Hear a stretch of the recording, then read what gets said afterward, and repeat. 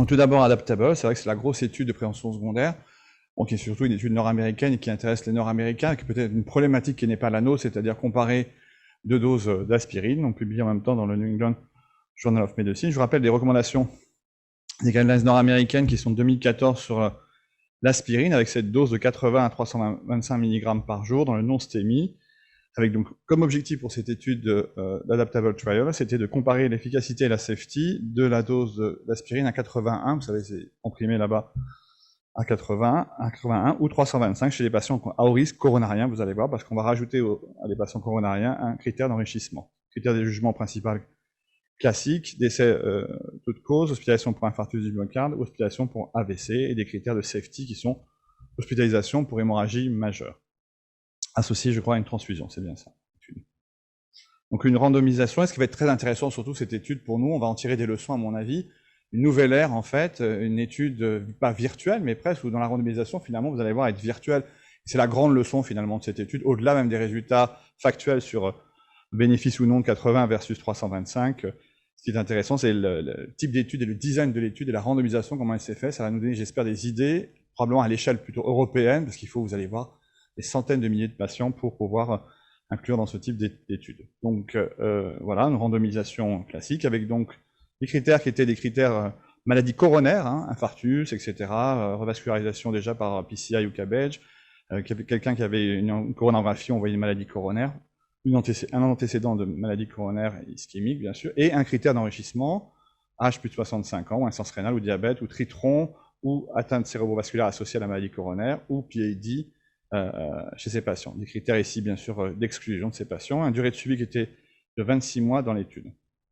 Et voilà, ce qui est très intéressant, c'est qu'il y avait un engagement important des patients, un engagement positif, on est à l'américaine, hein, où les patients étaient recrutés finalement par des blogs, étaient recrutés par des animations Facebook Live, et aussi recrutés au sein des différents congrès de cardiologie, vous allez voir.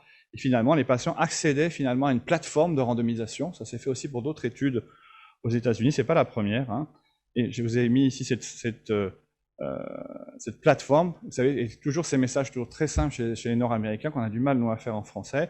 5 étapes pour rejoindre finalement l'étude des patients, qui va prendre environ 30 minutes, on vous donne le temps, ils doivent regarder, ils doivent lire, ils doivent répondre à certaines questions, puis après ils acceptent ou non de participer à l'étude, et puis on les informe bien sûr, ils doivent informer et donner de l'information sur l'état de santé. On récupérait les données bien sûr par des données électroniques le plus souvent, par les data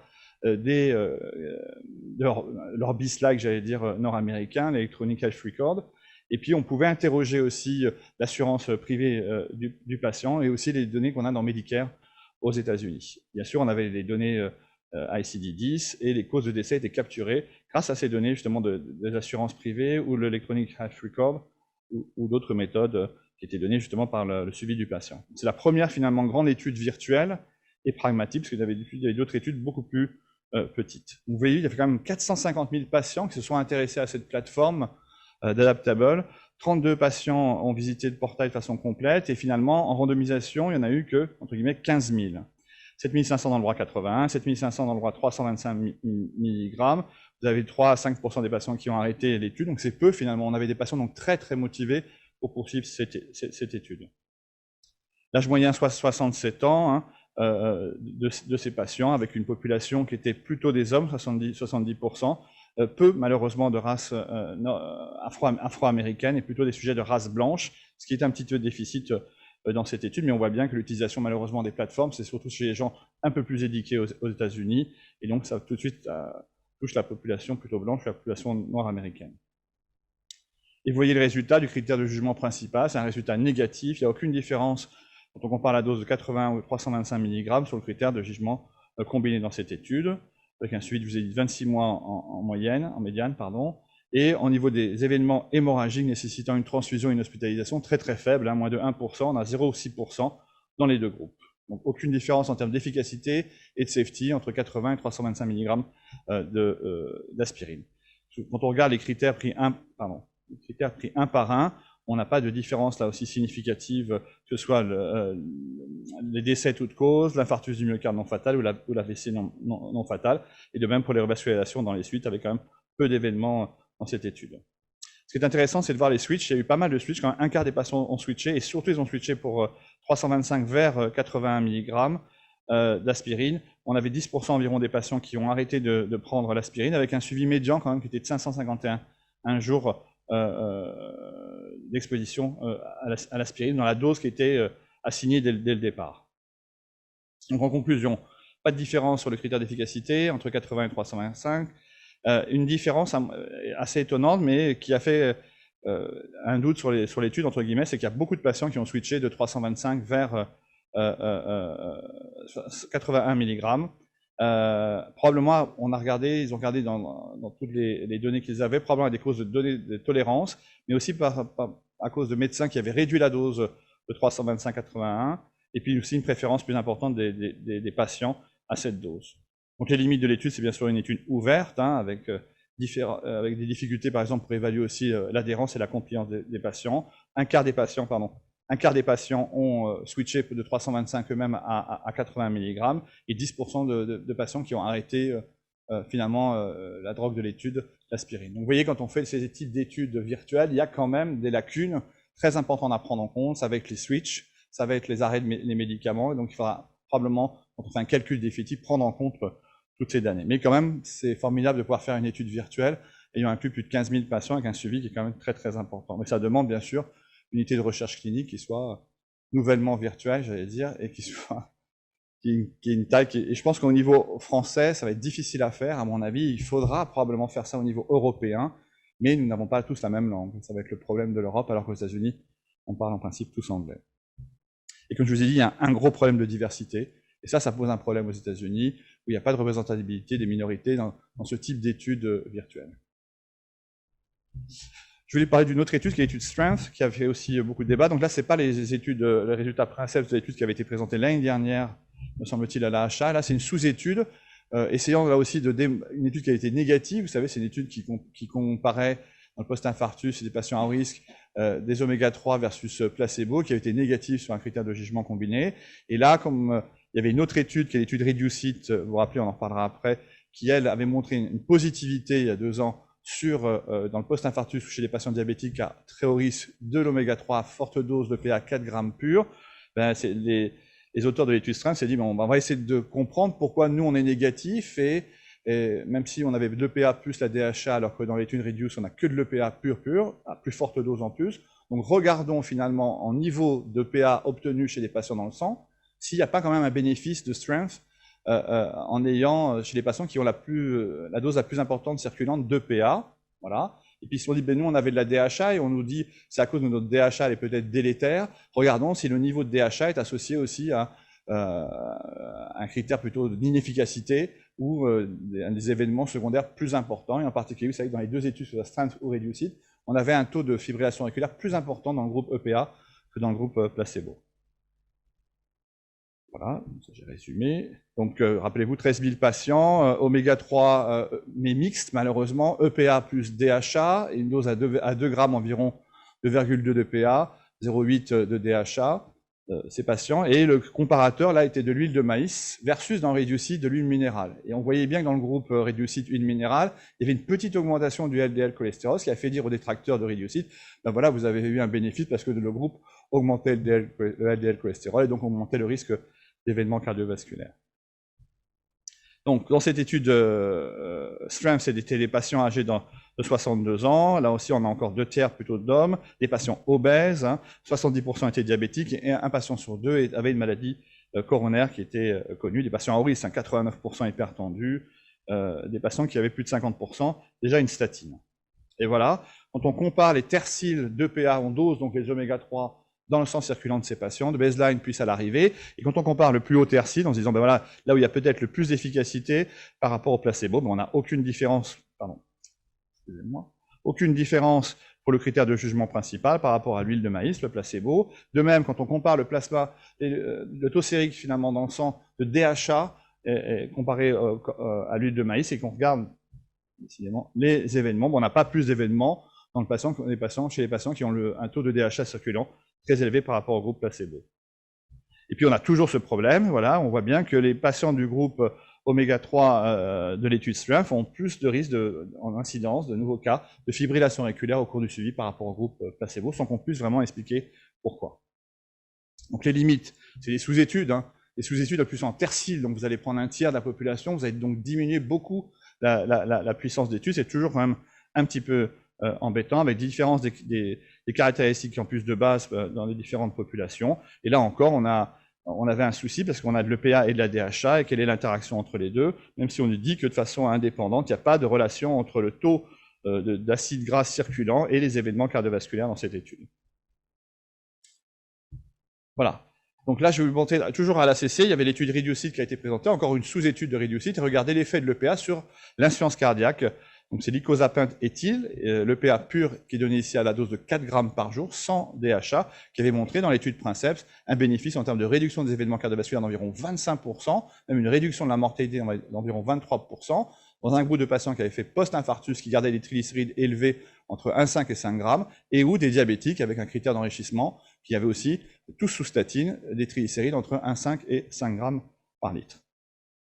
Donc les résultats, directement, on va au résultat, et en fait, il n'y avait pas de bénéfice en termes d'incidence, d'apparition de nouveaux cas d'insuffisance cardiaque dans le groupe sous EPA pur 4 grammes, ici, l'icosapent, par rapport au groupe placebo, montrant pas de bénéfice quant à l'incidence de l'insuffisance cardiaque dans l'étude Reducit.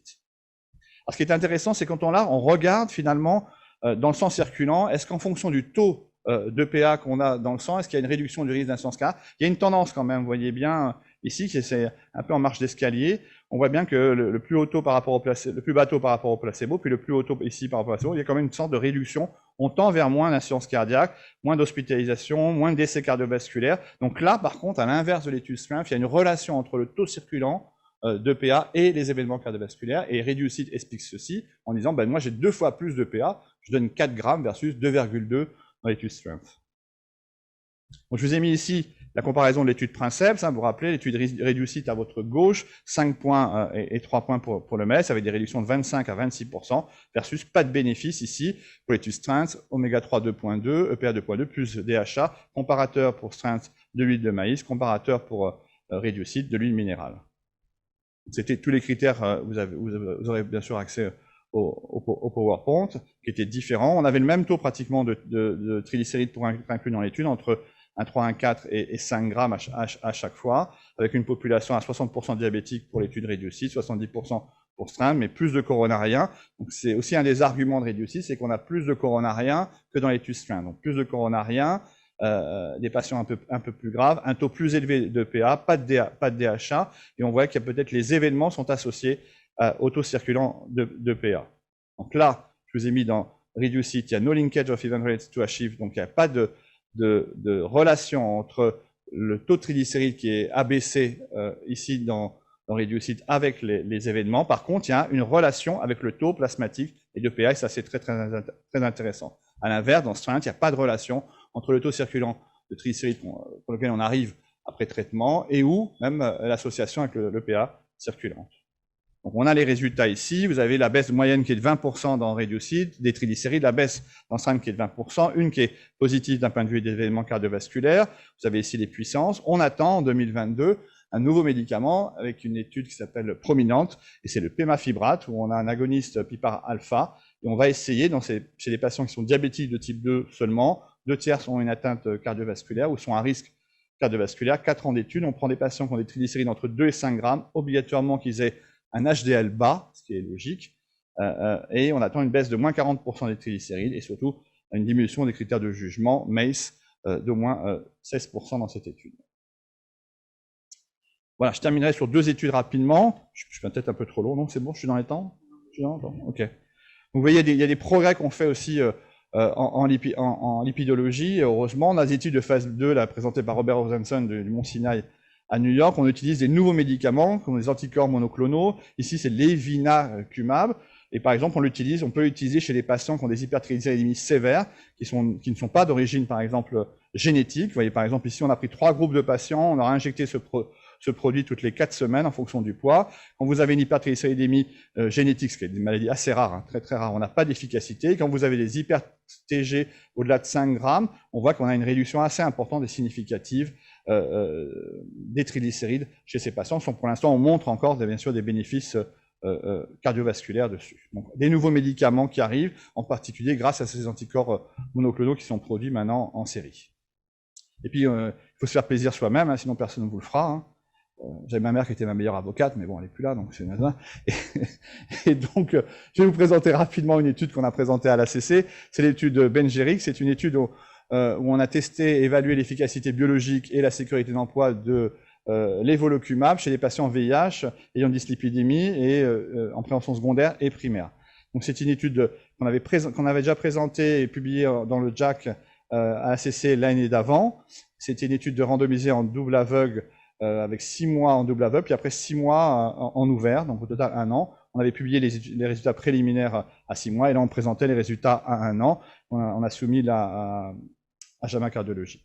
Donc une étude où on randomisait des patients hypercholestérolémiques, qui n'atteignaient pas les objectifs sous statine ézetimibe, qui avaient plus de 0,7 en prévention secondaire ou plus de 1 g de LDL en prévention primaire, des patients VIH, avec l'idée de se dire, est-ce que donner un anticorps monoclonal à des patients VIH, il n'y a pas un problème de safety, en particulier, est-ce qu'il n'y avait pas plus de production d'anticorps neutralisants, et est-ce qu'il y avait la même efficacité d'un point de vue biologique, parce qu'on sait que les patients VIH sont souvent intolérants aux statines, il y a comme peut-être une sorte même de résistance à l'efficacité biologique des statines chez les patients VIH.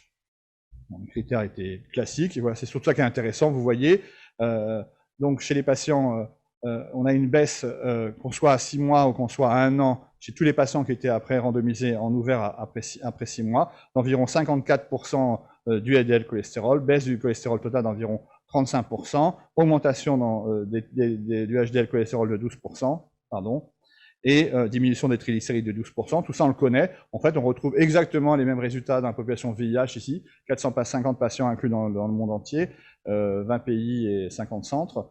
Et donc, une bénéfice aussi sur la LP petit a d'environ 15%, peut-être bizarrement un peu moins que dans la population générale, qui est plutôt de l'ordre de 20%. Donc, même efficacité chez les VIH plus que les VIH moins, et même tolérance en particulier. On n'avait aucune production d'anticorps neutralisants chez les patients VIH plus au bout d'1 an. Et on a rajouté dans la publication tous les paramètres inflammatoires. Malheureusement, aucune efficacité de diminution avec l'évolucumab des paramètres inflammatoires, CRP, IL6, beaucoup de paramètres ont été évalués et on n'a aucun bénéfice donc, sur ces marqueurs biologiques inflammatoires. Le bénéfice, c'est biologique uniquement, bien sûr, sur le taux de LDL cholestérol et les paramètres lipidiques. Voilà. Je vous remercie.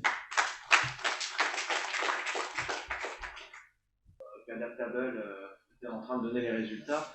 C'est une mécanique qui était vraiment impressionnante. C'est surtout beaucoup de ressources humaines. Il y avait une équipe de moins 1000 personnes. 1000 personnes. Ouais. Pourquoi? Parce qu'il y a tous les obstacles légaux. C'est-à-dire qu'il faut pouvoir accéder aux dossiers cliniques électronisés et aux données d'assurance. Il fallait combiner ça, faire des linkages entre les différentes sociétés d'assurance, le Medicaid, le Medicare et le patient qui peut être hospitalisé n'importe où aux États-Unis. Il y avait par ailleurs toute la gestion des patient-related outcomes et en plus, il devait faire des feedbacks en permanence pour s'assurer qu'on n'avait rien raté dans le dossier et que les patients qui n'avaient pas été hospitalisés ou qui n'avaient pas donné de signe de vie étaient encore sous traitement ou avaient réagi. Donc en fait, c'était très dur à faire comme étude. Pour eux. Donc finalement, c'était pas un gain économique très franc. C'était pas le travail. Il faut des centaines de personnes. Ouais, c'était, et puis des réunions toutes les semaines avec des corps de métier avec qui on ne travaille pas. Le problème de ces études, c'est justement tous les manques. C'est-à-dire qu'on essaye de les pallier et de les éviter, mais la compliance, c'est difficile à tester. Les crossovers, il y en a. La récolte des données, ça devient de base administrative avec tous les limites qu'on connaît. Et donc, la possibilité, c'est qu'on ait une régression naturelle à la moyenne et qu'on ne trouve pas de différence là où il y en a une. Et ça s'est peut-être produit ici. Et puis l'autre chose, c'est que c'est quand même une étude, non pas d'une dose contre une autre dose, mais d'un changement de dose chez les patients qui toléraient parfaitement l'aspirine. Tous les mauvais tolérants n'étaient pas là. À 81, qui passait à 325, versus je reste avec ma dose. Donc c'est pas tout à fait, je randomise 2 doses d'aspirine à un moment donné quand j'en ai besoin. C'est un peu différent. Est-ce qu'il y a d'autres questions pour notre ami Franck? Moi, j'ai une question. Les oméga 3, c'est quand même un serpent de mer qu'on voit sortir, rentrer dans la mer, ressortir depuis des années et des années. Alors, on a cru qu'on avait trouvé la solution avec Reducit, hein. Et puis, l'ennemi juré du PI de Reducit, parce qu'il faut dire qu'il s'envoie quand même sur les estrades quasiment des noms d'oiseaux, arrive avec Strains et rebelote, on se retrouve avec une étude négative qui dit l'inverse de la première. Alors, moi je regarde tout ce que tu as dit et toutes les explications potentielles, le DHA, le PA, les triglycérides qui baissent, etc., les populations qui sont pas les mêmes. Mais j'arrive pas à me faire une idée de savoir s'il y a quelque chose qui marche là-dedans. Quand on voit quand même à l'ACC sur l'instance CADA qu'il y a une relation linéaire entre taux circulant de PA et là les taux qui sont survenus sur Reducit, on les a avec 4 grammes, on les a pas du tout avec les 2 grammes dans ce train. Donc je pense quand même que c'est une question de dose d'oméga 3, probablement à mon avis. Et c'est pour ça que j'ai montré Prominente, c'est que si Prominente marche, beaucoup mieux, parce qu'on aura baissé de 40% les triglycérides et qu'on aura un effet sur le HDL plus important. Peut-être que là, on lira les oméga 3 et on passera à un agoniste plus tard chez les patients, parce que c'est quand même à peu près 20% de ces patients dans le post-infarctus qui ont ces triglycérides élevés, diabétiques, le plus souvent, c'est toujours le même profil. Le profil du diabétique dans le post-infarctus, c'est pas un problème de LDL. Mais les triglycérides, on a vu malheureusement dans l'étude Vessalus, on n'arrive pas à inclure les diabétiques parce qu'ils ont tous un LDL à moins de 0,7 sous statine et statine. Donc c'est le problème des triglycérides chez eux. Voilà, les triglycérides, c'est l'autre serpent de mer. C'est-à-dire que non seulement les faire baisser de 20%, ça sert à rien, il faudra sans doute peut-être 40%, mais c'est 40% en partant de très haut. C'est-à-dire que si tu pars pas de haut, 40%, je suis pas sûr que ça marche. C'est ça. C'est pour ça qu'ils ont pris, je sais plus, ils ont pris entre 2 et 5 grammes aussi. Ils commencent à 2 grammes, ils prennent pas les 1,5 à 2, tu as raison. Là, il y a un et ça, c'est le bataillon de patients qu'on a. Voilà. Le 1,5-2. C'est sûr. Bon, c'est pas résolu cette affaire. Françoise. Moi, j'ai une population souvent particulière, je travaille beaucoup avec les VIH et les diabétiques, et les VIH, ils ont tous une hypertriglycéridémie.